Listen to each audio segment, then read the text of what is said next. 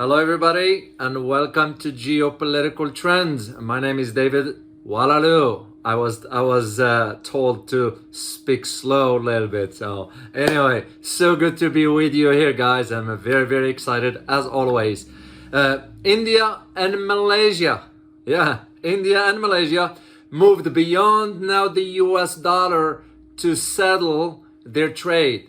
And it's going to be settled in Indian rupees. How significant is this development? And what will it mean for the regional and the global economy moving forward? In this video, I am going to provide you my assessments given just what just happened with ASEAN and how to put this within the global context economically and geopolitically. But before I'll do all this, like always, I like to extend my thanks to the channel's members and supporters and to you as a subscriber. And if this is your first time landing on this channel, please make sure to subscribe and smash that notification button so you will be notified every time I upload a new video. And I can't thank you enough, all of you guys, for the continued support. Let's dive into this. India and Malaysia have agreed now. Yeah, it just happened yesterday, April 1st. Agreed now to settle in Indian rupees. And this was announced by the Ministry of External Affairs, as I said, on April 1st, yesterday. Yeah. So the announcement, and this is where I'm going to give you guys my assessment, just how I see it, moving in both directions, economically and geopolitically. The announcement is seen as a decisive, I'll use the term for that, decisive step forward to de-dollarize, and also in an effort to safeguard India trade from the impact of the Russian conflict, because of the sanctions and so forth. That is the reason why India decided to move forward with this decision. So as I said, the announcement came in the backdrop or against the backdrop of the ongoing official efforts to safeguard Indian trade from the impact of the Ukraine crisis. Okay, but there are two other elements or reasons that also push India into this direction. One of them has to do with ASEAN.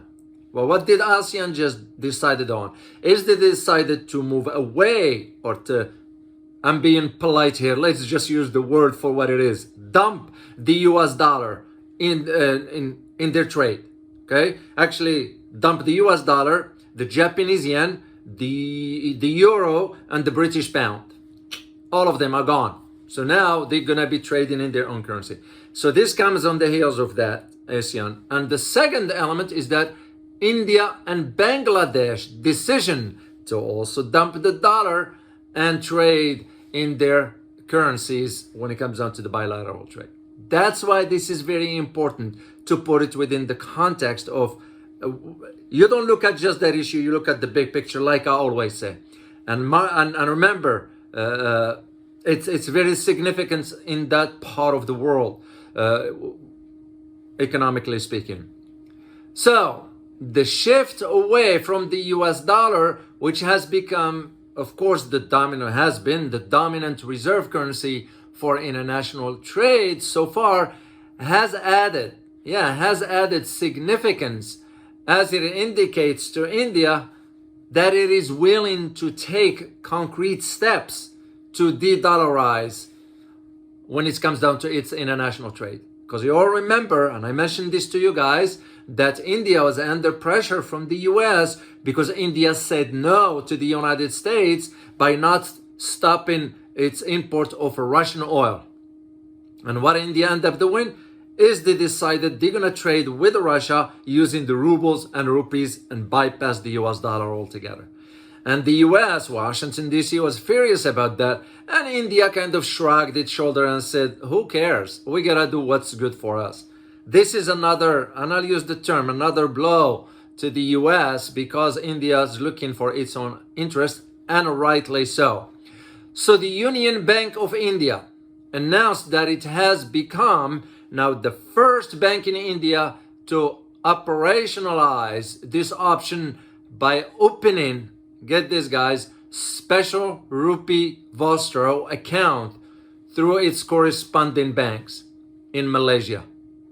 That is very, very interesting. And by the way, what is the special rupees Vostro? This one basically has to do with Indian government when authorized Indian banks must open and maintain special rupee Vostro accounts of the partner trading countries' banks. And this account basically will keep foreign banks' holdings in India or Indian counterparts. The holdings will be in rupees. So for example, when an Indian trader wants to make a payment to a foreign trader in rupees, the amount will be credited to this Vostro account. So basically an account where the rupees are deposited there and the countries can just manage between the... India has about 12 countries involved with this Vostro account. So the minute, just to go back to our topic about Malaysia and India, the Ministry of External Affairs in India stated, and I quote, let me get you guys the quote here, trade between India and Malaysia can now be settled in Indian rupees, in addition to the current modes of settlements in other currencies. This follows the decision by the Reserve Bank of India in July 2022 to allow the settlements of international trade in the Indian rupees. This initiative by the Reserve Bank of India, RBI, is aimed at facilitating the growth of global trade and to support the interest of the global trading community in Indian rupees. End of quote. So you can just see, because here is the reason why you have again to keep in mind why India is embarking on these steps. It's because some estimates, and I looked some different analysis, financial one that is about the outlook for India, economically speaking. And majority of them stated between 6.3 to 6.5 growth for next year. That's what's expected. So this is why India is taking the concrete steps, as I said earlier. So trading in the US dollar has faced growing now. When you look at all around the world, country after country is thinking in terms of, because they're seeing the writing on the wall. So they're gonna have to make a decision, financial that is. So trading in the US dollar has faced growing now difficulties, especially after the Russian economy was sanctioned by the West following Russia's special military operations in Ukraine, that is. So the fallout, as a fallout of the sanctions placed on Russia, making payments to Russia in US dollars becomes increasingly difficult now, which in turn triggers a search for alternative solutions in international currencies and de-dollarization worldwide. This is why you're seeing India taking this kind of steps. And for better trade, on March 14 this year, I recall this one, the government, Indian government that is, has informed the Rajya Sabha.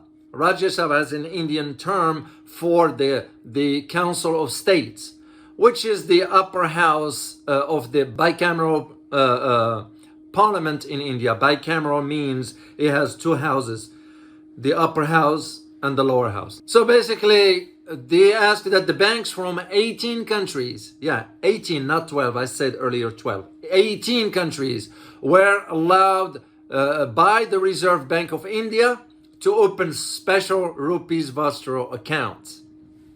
And the reason for it is to settle payments in Indian rupees. So Malaysia was one of those 18 countries that figured in the statement laid out before the Rajya Sabha. So this is why India is moving forward with this decision, and Malaysia is saying, sure, we can bypass the dollar because it caused them. When India and Malaysia trade together, as I said, they have to go through the middleman. Middleman is the US dollar. And the US, they have to pay on both ends to the US dollar. And they're saying enough of this. We don't want it. So, by the way, guys, if you like the content of this video here, make sure to hit the like button and subscribe if you have not done so. And I truly appreciate your support. So India and Malaysia, bilateral trade. By the way, just to give you some stats, and I will provide you the link to all this. India and Malaysia trade reached about $19.4 billion in 21-22. And this recent announcement on April 1st, which was yesterday, is expected now to help bilateral trade between India and Malaysia to overcome the currency-related obstacles. And why is this important for you to know? You have to keep in mind, Malaysia is the third largest trading partner of India in ASEAN region, after Singapore and Indonesia. It's no small matter. So, which, by the way, that accounts, the Singapore and Indonesia, they accounts for $30 billion and $26.1 billion trade with India, respectively. That means Singapore has about $30.1 billion in trade with India, and Indonesia has about $26.1 billion in trade with India. So here's my conclusion, because I always like to keep my videos short, concise, and to the point. India is set to overtake, get this guys, which you don't read much, you don't hear much about. India is set to overtake Japan and Germany to become the world's third largest economy. And this is according to Standard & Poor Global and Morgan Stanley. Yeah, because the forecast, like I said, I read some different analysis, and the ones that I came across suggested between 6.1 and 6.5 growth for the upcoming year. So the S&P forecast is based on the projection that India's annual nominal gross domestic product growth will average 6.3 through 2030. But I said, no. You gotta take a step back, because the IMF, which I looked into, the IMF assessments, which was wrong, by the way, the same thing they did about China, their projection was way off. So the IMF, which predicted in April, about a year ago or so, that India cannot, get this guys, cannot become a $5 trillion economy until 2028 or 2029, which basically we're wrong. Why? Because IMF went back and reversed its assessments. In other words, reworked its forecast earlier this month. That's how surprising it is. So as per revision, India will be at $5 trillion economy by 2026, 2027. Yeah, 2 years earlier, 3 years earlier, that is. So that tells you, IMF assessments, I would not put too much faith on it, because I've seen on many occasions they've been a little bit off, way off. So I hope you find this, guys, informative. And as always, remember, geopolitics impact your daily life in more ways than one. Till next time, guys. Bye-bye.